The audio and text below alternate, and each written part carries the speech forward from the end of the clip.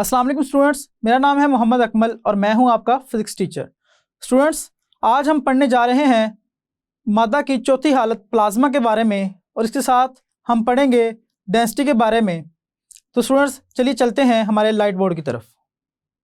जी तो स्टूडेंट्स, आज हम पढ़ने जा रहे हैं यूनिट नंबर 7 मादा की खसूसियात का टॉपिक प्लाज्मा, जो कि मादा की चौथी हालत है।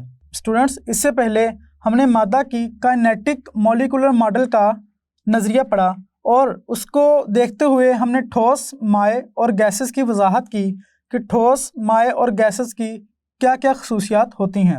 हमने मॉलिक्यूलर मॉडल की खसूसियात भी देखा और उनका मुवाजना हमने ठोस, माए और गैस के साथ किया और जानने की कोशिश की कि ठोस, माए और गैस किस तरह से एक दूसरे से मुख्तलिफ हैं।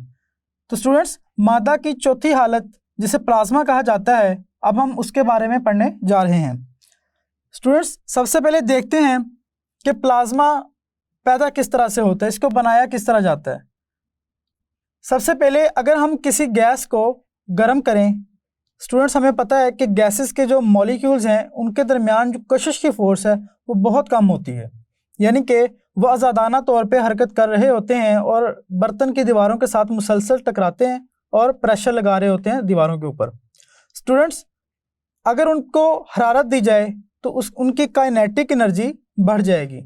एक तो पहले ही जो गैसेस हैं उनके जो मॉलिक्यूल्स हैं उनके दरमियान में कशिश की फोर्स बहुत कम है और अगर हम उन्हें हरारत दें तो उनसे उनकी काइनेटिक एनर्जी मज़ीद बढ़ जाएगी।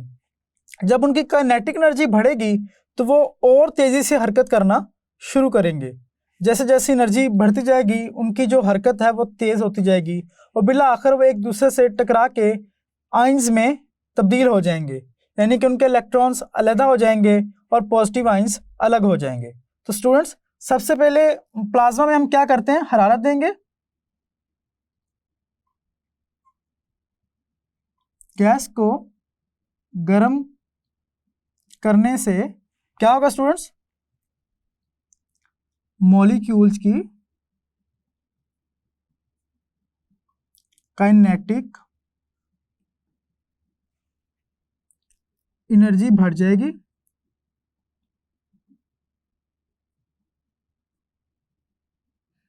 और मुसलसल हरारत देने पर मॉलिक्यूल्स आपस में टकराकर टूट जाएंगे।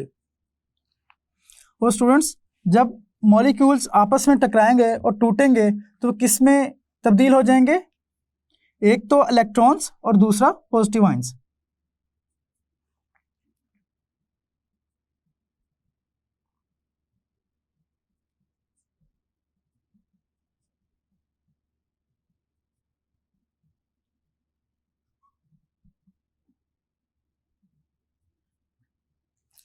जी तो स्टूडेंट्स, गैस को हमने गर्म किया, उसके मॉलिक्यूल्स की काइनेटिक एनर्जी बढ़ी। काइनेटिक एनर्जी बढ़ने से उसकी जो मोशन है वो बढ़ेगी, हरकत तेज होगी।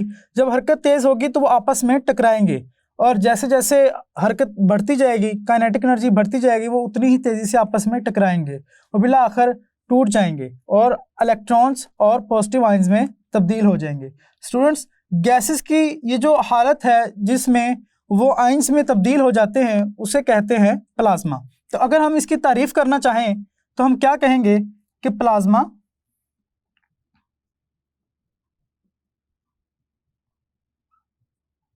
मादा की चौथी हालत है जिसमें गैस आयनी हालत में मौजूद होती है, यानी कि इलेक्ट्रॉन्स और पॉजिटिव आइंस पर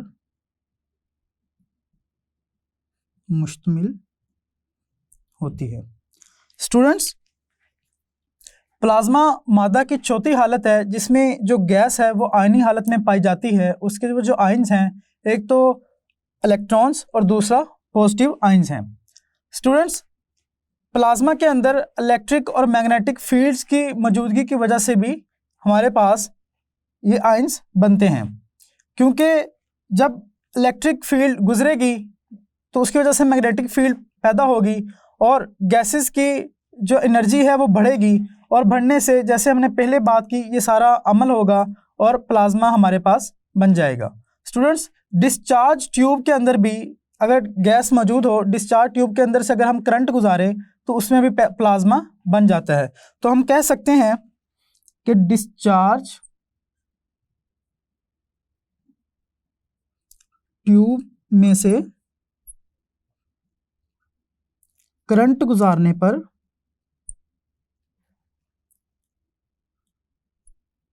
गैस प्लाज्मा की हालत इख्तियार कर लेती है। जी तो स्टूडेंट्स, डिस्चार्ज ट्यूब में गैस मौजूद होती है। जब उसमें से हम करंट गुजारेंगे, जब करंट गुजरेगा तो उसमें मौजूद गैसेस जो हैं, उसके जो मॉलिक्यूल्स हैं वो टूट जाएंगे और प्लाज्मा की हालत इख्तियार कर लेंगे। स्टूडेंट्स, इसके अलावा जो हमारे पास फ्लोरेसेंट बल्ब्स होते हैं उनके अंदर भी प्लाज्मा मौजूद होता है, क्योंकि जब इलेक्ट्रिक करंट गुजरेगा तो उसमें प्लाज्मा बन जाएगा, जिस तरह से हमने डिस्चार्ज ट्यूब में देखा। इसके अलावा स्टूडेंट्स, जो प्लाज्मा है ये मादा की इंतहाई कंडक्टिंग हालत है। कंडक्टिंग का मतलब है कि ये वो खुसूसियत है जिसमें करंट बआसानी गुजर जाता है। तो हम कह सकते हैं कि प्लाज्मा मादा की इंतहाई कंडक्टिंग हालत है, यानी कि इसमें से करंट बआसानी गुजर जाता है। स्टूडेंट्स, ऐसा क्यों होता है? प्लाज्मा में से जो करंट है वो इतनी आसानी से कैसे गुजर जाता है? हमें मालूम है कि जो करंट है ये इलेक्ट्रॉन्स के बहाव की वजह से होता है, और जहाँ पे भी इलेक्ट्रॉन्स फ्री होंगे, आज़ाद होंगे, वहाँ पे करंट का बहाव आसान होता है। प्लाज्मा की सूरत में स्टूडेंट्स हमने पढ़ा, जब गैस के मॉलिक्यूल्स टूटेंगे तो वो इलेक्ट्रॉन्स और पॉजिटिव आयंस में तब्दील हो जाएगी गैस। वहाँ पे अब इलेक्ट्रॉन्स आज़ाद हालत में हैं, तो जब इलेक्ट्रॉन्स आज़ाद हालत में होंगे तो उसमें से करंट का गुजरना बहुत आसान हो जाएगा। तो स्टूडेंट्स, ये प्लाज्मा की चौथी हालत के बारे में हमने पढ़ा। इसके अलावा अगर हम देखें तो सितारों और सूरज में जो गैसेस हैं वो भी आयनी हालत में पाई जाती हैं, यानी कि वो भी प्लाज्मा की ही मिसाल हैं। तो हम कह सकते हैं कि सितारों में गैसेस आयनी हालत में मौजूद होती हैं, जो कि प्लाज्मा की ही शक्ल है। ये जो स्टूडेंट्स, सितारों में गैसेस जो हैं वो आयनी हालत में मौजूद होती हैं, जो कि प्लाज्मा ही की शक्ल है। स्टूडेंट्स, सितारों पे टेम्परेचर बहुत ज़्यादा होता है, जिसकी वजह से वहाँ पे जो गैसेस हैं वो आयनी हालत इख्तियार कर लेती हैं। जैसे कि मिसाल के तौर पर सूरज, वहाँ पे न्यूक्लियर रिएक्शंस की वजह से क्या होता है, न्यूक्लियर रिएक्शंस की वजह से बहुत ज़्यादा हरारत पैदा होती है, और उस हरारत की वजह से जो गैसेस हैं वो आयनी हालत भी इख्तियार करती हैं, और वहाँ पे भी हम प्लाज्मा की मिसाल देख सकते हैं। जी तो स्टूडेंट्स, अब हम पढ़ने जा रहे हैं डेंसिटी के बारे में। स्टूडेंट, फर्स्ट कीजिए, आपके पास एक ही वॉल्यूम के एक लोहे का टुकड़ा और एक लकड़ी का टुकड़ा है। अगर आप देखें तो आप महसूस करेंगे कि जो लोहे का टुकड़ा है वो ज़्यादा वज़नी है, जबकि जो लकड़ी का टुकड़ा है वो कम वज़नी है लोहे की निस्बत। हालांकि दोनों का वॉल्यूम एक जैसा है, मगर उनके वज़न में फ़र्क है। स्टूडेंट्स, ऐसा क्यों होता है? स्टूडेंट्स, ऐसा होता है उनकी डेंसिटी की वजह से। तो चलिए हम देखते हैं कि डेंसिटी होती क्या है। किसी जिस्म के यूनिट वॉल्यूम का मास डेंसिटी कहलाता है। स्टूडेंट्स, अगर किसी जिस्म के यूनिट वॉल्यूम में मास ज़्यादा हो तो उसकी डेंसिटी ज़्यादा होगी, इस वजह से उसका वज़न भी ज़्यादा होगा। और अगर किसी के यूनिट वॉल्यूम का मास कम हो तो उसकी डेंसिटी कम होगी और उसका वज़न भी कम होगा। स्टूडेंट्स, ऐसा ही उस मिसाल के अंदर भी है जो इससे पहले हमने देखी कि जब लोहा और लकड़ी एक ही जैसे वॉल्यूम में लिए गए तो उनके यूनिट वॉल्यूम में जो मॉलिक्यूल्स की तादाद है वह लकड़ी के और लोहे के फ़र्क है। लोहे में जो यूनिट वॉल्यूम में मास है वो ज़्यादा है, यानी कि मॉलिक्यूल्स की तादाद ज़्यादा है, जबकि लकड़ी के केस में कम है। तो हम कहते हैं कि लोहे की डेंसिटी ज़्यादा है जिस वजह से उसका वज़न भी ज़्यादा है, और लकड़ी की डेंसिटी कम है जिसकी वजह से उसका वज़न भी कम है। स्टूडेंट्स, इसकी हम एक हिसाबी शक्ल बनाने की कोशिश करते हैं। हम देखते हैं कि हमारे पास जो डेंसिटी है वो किसके बराबर है? यूनिट वॉल्यूम का मास, यानी कि हम कहेंगे मास पर यूनिट वॉल्यूम।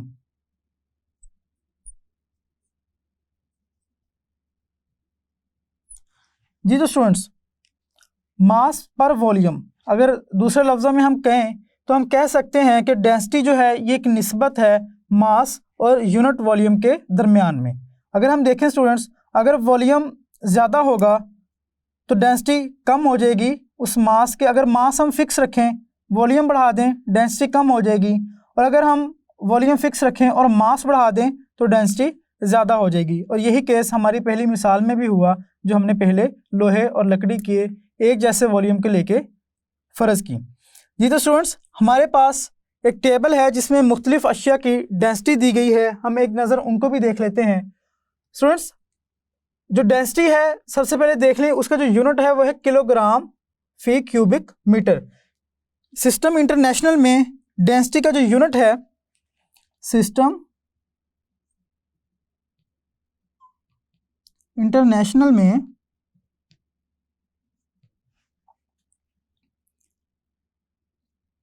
डेंसिटी का यूनिट किलोग्राम फी क्यूबिक मीटर, जिसे हम लिखते हैं किलोग्राम फी क्यूबिक मीटर है। जी तो स्टूडेंट्स, यहाँ पे किलोग्राम जो है वो मास का यूनिट है और जो क्यूबिक मीटर है वो वॉल्यूम का यूनिट है। हमें मालूम है कि वॉल्यूम का यूनिट मीटर का क्यूब होता है। यहाँ पे चूँकि वो नीचे की तरफ आ रहा है, तकसीम में आ रहा है, तो जब हम इसको ऊपर लेके जाएंगे तो इसकी पावर माइनस हो जाएगी ताकत। इसको अगर हम और तरीके से लिखना चाहें तो स्टूडेंट्स इसको हम यूँ भी लिख सकते हैं, किलोग्राम मीटर क्यूब। ये किलोग्राम फी क्यूबिक मीटर एक ही बात है। जी तो स्टूडेंट्स, अब हम देखते हैं टेबल नंबर 7.1 में मुख्तलिफ अशिया की जो डेंसिटीज दी गई हैं वो किस तरह से हैं। सबसे पहले हवा की है जो कि 1.3 क्यूबिक पर मीटर क्यूब है। जी तो स्टूडेंट्स, हमारे पास टेबल नंबर 7.1 जिसमें मुख्तलिफ अशिया की डेंसिटी दी गई हैं। चलिए देखते हैं किसकी कितनी डेंसिटी है। सबसे पहले हवा है जिसकी डेंसिटी 1.3 है, 1.3 क्यूबिक 1.3 किलोग्राम फी क्यूबिक मीटर। उसके बाद फोम है स्टूडेंट्स, उसकी डेंसिटी है 89 किलोग्राम फी क्यूबिक मीटर। और पेट्रोल जिसकी डेंसिटी 800 किलोग्राम फी क्यूबिक मीटर है। खुर्दनी तेल जिसे हम इस्तेमाल करते हैं उसकी डेंसिटी 920 किलोग्राम फी क्यूबिक मीटर है। फिर बर्फ़, उसकी डेंसिटी खुर्दनी तेल के बराबर ही है, 920 किलोग्राम फी क्यूबिक मीटर। और पानी की जो डेंसिटी है स्टूडेंट्स वो बर्फ़ की निस्बत ज़्यादा है जो कि 1000 किलोग्राम फी क्यूबिक मीटर है। स्टूडेंट्स यहाँ पे देखें, बर्फ़ की डेंसिटी कम होती है और पानी की डेंसिटी ज़्यादा होती है, जिसकी वजह से आपने अक्सर देखा होगा अगर हम पानी में बर्फ़ डालें तो बर्फ़ ऊपर तैरती रहती है, नीचे नहीं डूबती। उसकी वजह क्या है? उसकी वजह पानी की डेंसिटी का ज़्यादा होना और बर्फ़ की डेंसिटी का कम होना है। स्टूडेंट्स, इसके बाद शीशा है जिसकी डेंसिटी 2500 किलोग्राम फी क्यूबिक मीटर है। उसके बाद एल्यूमिनियम जिसकी डेंसिटी 2700 किलोग्राम फी क्यूबिक मीटर है। फिर लोहा है जिसकी डेंसिटी 7900 किलोग्राम फी क्यूबिक मीटर है। फिर कॉपर जिसकी डेंसिटी 8900 किलोग्राम फी क्यूबिक मीटर है। सीसा जिसकी डेंसिटी 11200 किलोग्राम फी क्यूबिक मीटर है। मरकरी जिसकी डेंसिटी 13600 किलोग्राम फी क्यूबिक मीटर है। सोना जिसकी डेंसिटी 19300 किलोग्राम फी क्यूबिक मीटर है। और सबसे आखिर में प्लैटिनियम जिसकी डेंसिटी सबसे ज़्यादा है और वो है 21500 किलोग्राम फी क्यूबिक मीटर। जी तो स्टूडेंट्स, हमने डेंसिटी के बारे में पढ़ा। हमने देखा कि डेंसिटी किस तरह से एक जिस्म की खसूसियत को वाज़ह करती है। जैसे कि हमने लोहे और लकड़ी की मिसाल ली, हमने देखा कि अगर उनका एक जैसा वॉल्यूम लिया जाए तो उनके वज़न में फ़र्क होगा। तो स्टूडेंट्स, उनके वज़न में फ़र्क उनकी डेंसिटी की वजह से होता है, क्योंकि लोहे के पर यूनिट वॉल्यूम में मास ज़्यादा होता है और लकड़ी के पर यूनिट वॉल्यूम में मास कम होता है, जिसकी वजह से लोहा वज़नी ज़्यादा होगा और लकड़ी वज़नी कम होगी। और सिस्टम इंटरनेशनल हमने देखा कि डेंसिटी का जो यूनिट है वो है किलोग्राम फी क्यूबिक मीटर। और उसके बाद स्टूडेंट्स, हमने एक टेबल देखा जिसमें मुख्तलिफ अशिया की डेंसिटी दी गई थी किलोग्राम फी क्यूबिक मीटर में। जी तो स्टूडेंट्स, हमारे आज के लेक्चर में हमने मादा की जो चौथी हालत है प्लाज्मा, उसके बारे में पढ़ा और समझने की कोशिश की कि प्लाज्मा किस तरह से वकूअ पज़ीर होता है। और स्टूडेंट्स, इसके बाद हमने डेंसिटी के बारे में पढ़ा और हमने एक टेबल को देखा जिसमें मुख्तलिफ अशिया की डेंसिटी दी गई थी।